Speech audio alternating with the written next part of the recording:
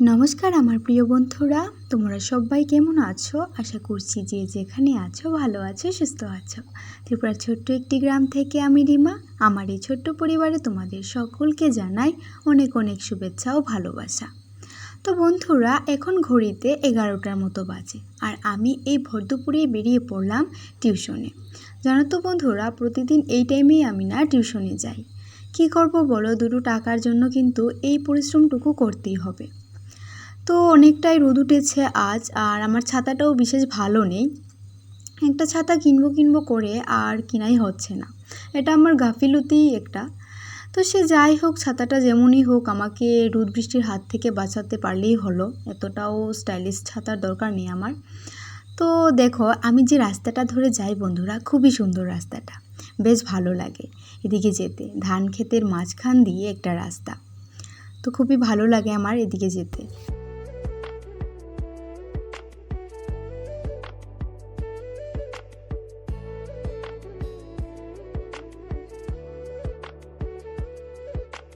আজ আর টিউশনে ভাতটা খেয়ে গেলাম না। আমি বাড়ি এসেই আগে ভাতের থালাটা খুঁজতে লাগলাম, কারণ বন্ধুরা এখন প্রায় 12:30টার উপরে বাজে। তো পেটে অনেকটা লেগে গেছে খিদে, তাই বন্ধুরা আজকে টিউশন থেকে এসেই তড়িঘড়ি ভাতের থালাটা নিলাম।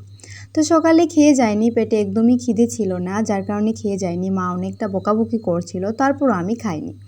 আমার না শরীরটা তেমন ভালো লাগে না, কেন জানি না, খাওয়া দাওয়ার একদমই ভালো লাগে না। কী হচ্ছে আমি নিজেও জানি না। তো তেমন কিছু নয়, জানি না কেন এরকমটা হচ্ছে, হয়তো রুচি চেঞ্জ হচ্ছে, এটাই হবে। তো দেখো, তারই মাঝে আরও দুটো টিউশন করে নিয়েছি, আর এখন চলে এসেছে রিম্পি। আর বিকেলের জন্য ঘর দুয়ারগুলি ঝাড় দিয়ে এখন বেরিয়ে যাচ্ছি।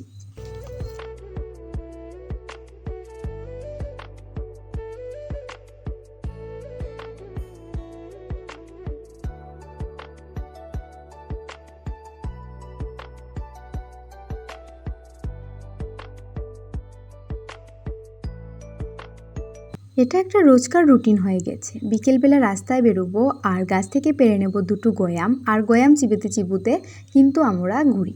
তো অনেকে আবার বলতে পারো গয়াম কি? আমরা না পেয়ারাকে আমাদের আঞ্চলিক ভাষায় গয়ামই বলি। তো যাই হোক, আমি তোমাদের সঙ্গে গয়াম বলেই শেয়ার করলাম, মানে পেয়ারাটাকে। তো এখন দেখো, দুটো বড় বড় পেয়ারা পেরে নিয়েছি, একটা রিম্পির আর একটা আমার। তো এখন দুটিতে মিলে খেয়ে খেয়ে চলে যাব। আমাদের পাশেই আছে, আমাদের বাড়ির পাশেই একটা নার্সারি আছে, তো সেখানে প্রতিদিন আমি আর রিম্পি সেখানে গিয়ে বসি আর একটু আড্ডা মারি।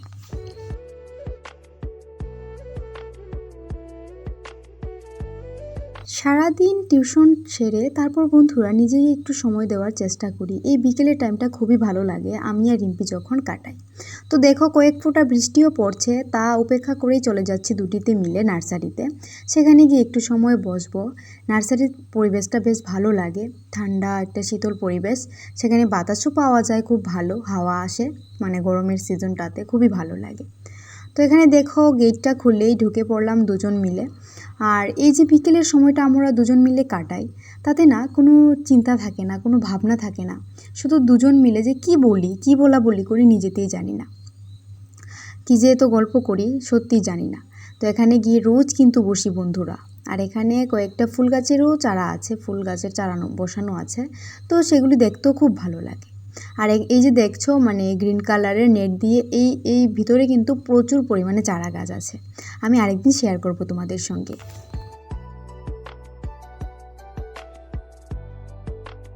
প্রায় ঘন্টাখানেক সময় এখানে আমরা কাটাই, প্রতিদিনই কাটাই বিকেলবেলা। তো হয়তো তোমাদের সঙ্গে তার শেয়ার করা হয়নি, আজকে প্রথম। তো বন্ধুরা, এই ঘন্টাখানেক সময়টাতে না কোনো বাইরের কোনো মানে জঞ্জাল বলো, বাইরের চিন্তা ভাবনা কোনো কিছুই না আমাদেরকে ছুতে পারে না।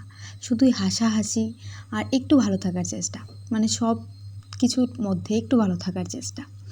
তো রিম্পি আর আমি কিন্তু ছোটো থেকেই একসঙ্গে বড় হয়েছি, ওর আর আমার এইজের তফাৎটাও তেমন। তো দেখো বন্ধুরা, প্রচুর পরিমাণে কিন্তু বৃষ্টি নেমে গেল।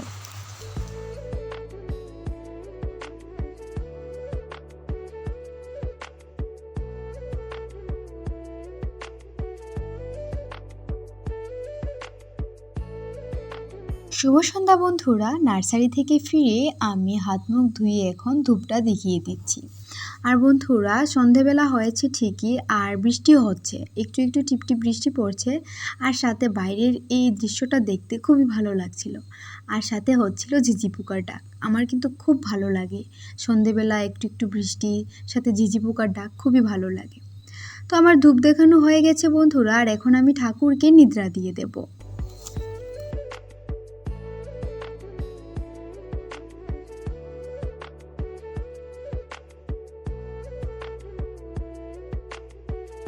সারাটা দিন ব্যস্ততার মধ্যে কাটিয়ে বন্ধুরা সন্ধ্যের পর যেন একটু শান্তিতে ঘুমানো যায়। কেন এতটা শান্তি বলছি, ওই যে ধরো আমার টিউশন, তারপর আমাদের পোষ্যও আছে, ওদেরকেও দেখতে হয়।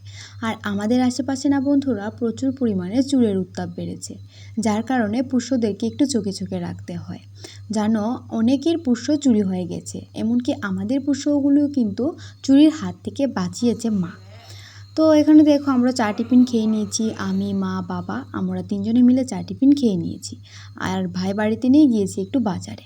তো ভাইও চলে এসেছে বন্ধুরা। আর বৃষ্টি হয়েছে যেহেতু প্রচুর পরিমাণে রাস্তায় কাদা, আর আমাদের উঠোনেও কিন্তু প্রচুর পরিমাণে কাদা।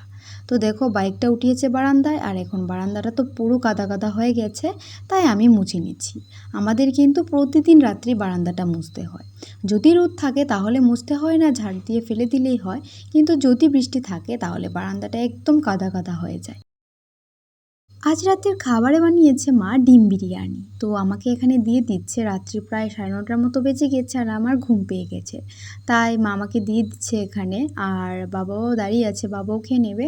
বাবা, ভাই আর মা পরে খাবে, আর আমি এখন খেয়ে নেব। আমার কিন্তু ডিম বিরিয়ানিটা এতটাও ভালো লাগে না, কিন্তু কি করব, খেয়ে নেব আজকে একটু। তো আমি রাতের খাবার খেয়ে নিয়েছি বন্ধুরা। আর আমার এটা বরাবরকার অভ্যাস, যখনই ভাত খাই তখনই শেষ পাতে ভাত খেয়ে হাত মুখ ধুয়ে তারপর কিন্তু বন্ধুরা আমার বিস্কিট জাতীয় বা মিষ্টি জাতীয় কিছু একটা খাওয়ার অভ্যাস আছে। তো যাই হোক বন্ধুরা, আজকের ব্লগটা কেমন লাগলো প্লিজ কমেন্টের মাধ্যমে জানাতে ভুলো না। তো আজকের মতো এখানেই বিদায় নিয়ে দেখা হবে সুন্দর আরও একটি ব্লগের সঙ্গে। ততক্ষণ ভালো থেকো, গুড নাইট।